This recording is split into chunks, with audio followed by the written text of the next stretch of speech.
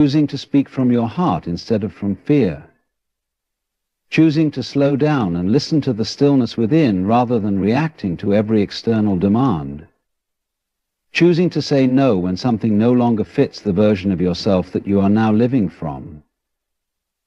These small acts accumulate, and soon your outer life cannot help but reflect your inner stance. The reason acting as if is so powerful is because it bypasses the mind's constant need for evidence. The mind wants proof before belief. It says, "Show me and I'll believe." But that is the language of delay, the language of postponement, the language of powerlessness. The language of true creation says, "I believe, and therefore I see." Not in a blind way, not in an arrogant way, but in a way that recognizes the source of reality is within. You are not tricking the universe when you act as if. You are aligning with its laws. You are tuning your inner state to the frequency of the life you desire, and in doing so you make it easier for that life to flow to you. Not because you forced it, but because you became the version of yourself who no longer blocks it. You stopped resisting your own power. You stopped arguing for your limitations. You stopped identifying with lack. Acting as if is not about pretending to be rich while your bank account says otherwise. And it's not about faking a relationship or putting on a spiritual mask. It's about living in integrity with your highest truth. And your highest truth is that you are already enough, that you are already connected, that you are already whole. From that place you begin to create not out of desperation, but out of joy. Not because you need to fix something, but because you are expressing something that is already complete. You don't have to announce it. You don't have to convince anyone. When you act as if you already have everything, the energy does the speaking for you. You begin to radiate confidence. Not a loud, boastful confidence, but a quiet, magnetic presence. You don't demand attention, but you draw it. Not because you are seeking it, but because you are not resisting your own light anymore. People may not be able to articulate it, but they feel it. The world feels it. And it's not just people. It's opportunities. Doors that once felt closed begin to shift. Conversations lead to new pathways. Ideas that once seemed far away begin to land gently in your awareness. You find yourself in the right place at the right time, not because you chased it, but because you aligned with it. You stepped into the current instead of swimming against it. You may not see the outcome right away. The external still takes time to catch up to the internal shift.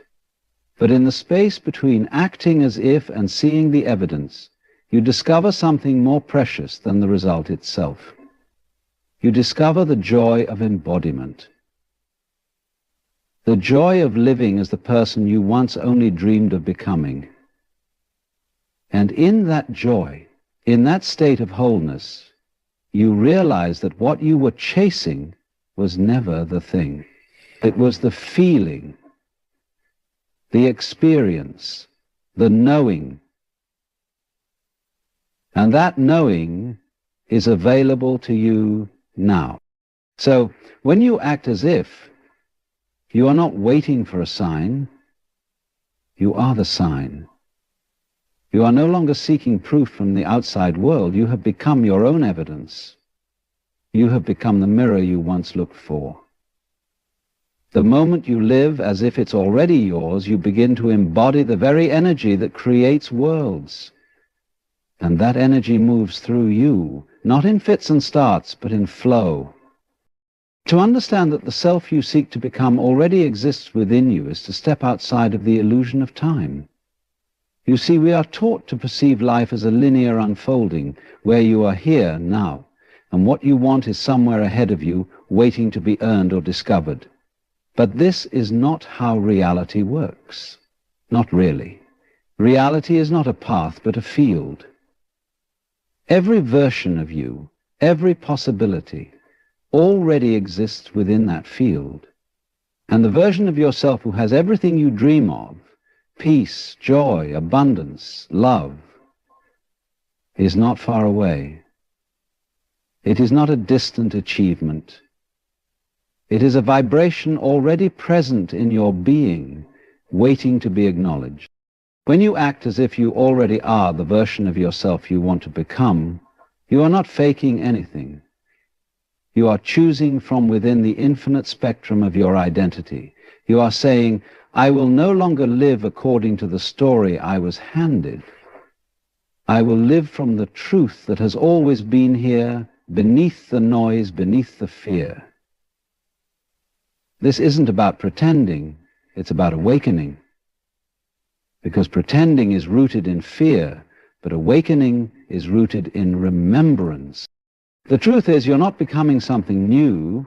You are shedding the layers of conditioning, of limitation, of belief systems that kept you playing small, so that what is already true can be seen more clearly. What does it mean to say that the future you already exists? It means that who you imagine yourself to be, confident, clear, healed, creative, is already real in the timeless now. And you can tune into that version not by waiting for time to pass, but by matching its frequency. How does that version of you feel? How do they speak? How do they move through the world? Not because they have something external, but because they embody something internal. This version of you doesn't wait for permission. They don't need circumstances to be perfect. They don't need everyone to understand. Because they know that clarity is not given, it is claimed. And freedom is not granted, it is remembered. So when you begin to move from this inner place, your outer world begins to catch up. It must. Because the world is only ever reflecting who you believe yourself to be. And here's the beautiful paradox. Nothing outside needs to change for you to live this way. That is the secret. That's the liberation. You don't have to be richer, more successful, more recognized, more loved by others to step into your wholeness. You just have to stop waiting. Stop deferring your peace. Stop telling yourself that one day you will arrive. There is no arrival. There is only now. And in this now lives every possible version of you, waiting to be chosen. The moment you realize this, your relationship with desire transforms. No longer is it about acquiring something out there. It becomes about aligning with something already in here. You don't chase the dream, you embody the dreamer. You don't search for love, you become love's resting place. And everything shifts, not because the world changed, but because your point of view did. You are no longer climbing the mountain, you are realizing you are the mountain. This awareness changes how you make decisions.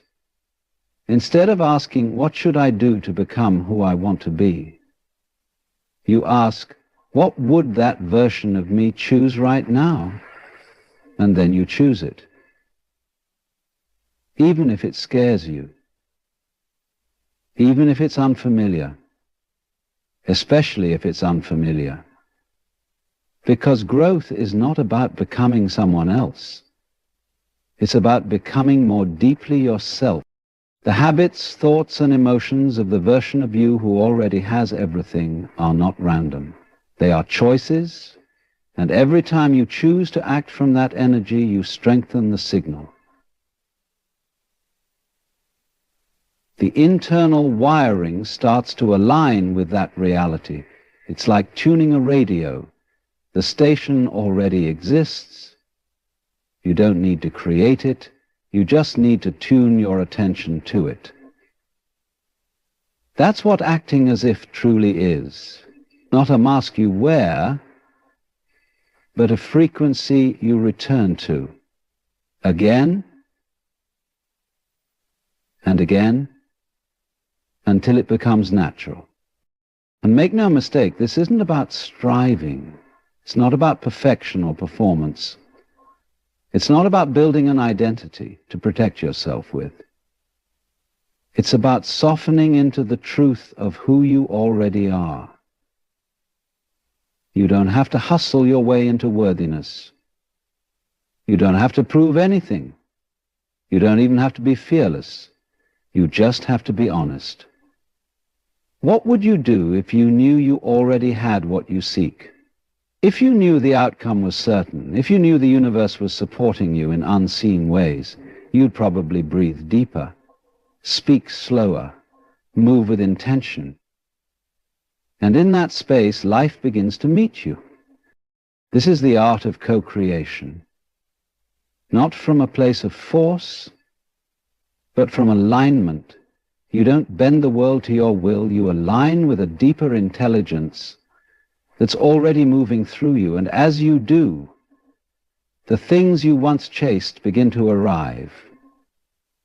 Not because you needed them to complete you, but because you finally stopped resisting them with your doubt, your fear, your self-denial. Everything you want is waiting at the level of your embodiment, not at the level of your effort. When you step into that inner knowing, your external world becomes a mirror, not a test. You see, you are not here to struggle into being. You are here to remember what has always been. To live from the awareness that you are already whole, already worthy, already capable. And from that state, everything changes. Not because you change the world, but because you stop pretending you are anything less than divine. To truly live as if you already have everything is to surrender the need to control how and when things manifest. There is a deep wisdom in this kind of surrender.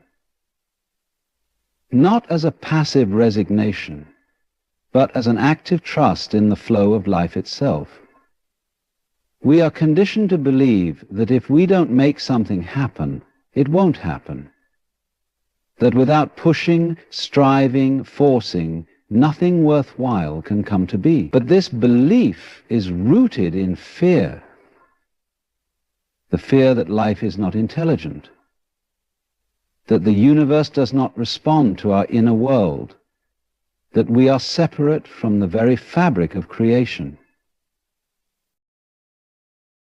The paradox is that the more you try to force life into the shape of your expectation, the more resistance you encounter. It's like grasping water. It slips through your fingers the harder you squeeze. When you chase, you affirm lack. When you strive, you often imply that what you want is not already yours. But when you surrender, when you let go of needing it to happen your way in your time, you enter a state of harmony with the deeper rhythm of existence. You become allied, attuned, and receptive. This surrender is not about doing nothing. It's not about waiting on the sidelines, hoping for a miracle. It is about releasing attachment to outcomes while continuing to move, speak, and choose as the version of yourself who already has it all. It's a state of inner assurance, a calm knowing that you don't have to beg life for what is already coded into your being. You don't need to scream into the void. You only need to whisper in alignment. And then let go. This letting go is an invitation to move with trust. Trust that you are not here by accident. Trust that the desires you hold were placed in your heart for a reason. Trust that the path will reveal itself not all at once, but moment by moment, step by step. Trust doesn't mean you always feel certain. It means you're willing to walk even when you don't. You show up in faith. You speak kindly to yourself when doubt creeps in. You continue to embody the energy of having even when the evidence hasn't arrived yet. Because you know that it's not the evidence that creates belief, it's the belief that creates evidence. Surrender also frees you from the constant anxiety of time. You stop needing everything to happen now. You no longer measure your success by the ticking of a clock. You begin to sense the beauty of divine timing, not as a cliché, but as a felt experience. When you let go of the pressure to rush, to prove, to achieve, people, opportunities, and ideas begin to flow toward you, not because you're trying so hard to attract them, but because you've become a space that no longer repels them with resistance. When you surrender, you also release the mental chatter that keeps you in a state of questioning. When will it come? How will it happen? What if I'm doing it wrong? These questions are rooted in the mind's need for control. But the truth is, the mind cannot comprehend the infinite intelligence that orchestrates your reality. It cannot predict the mysterious, intricate, and often non-linear ways that your desires are coming into form. So instead of trying to figure it all out, you learn to let go.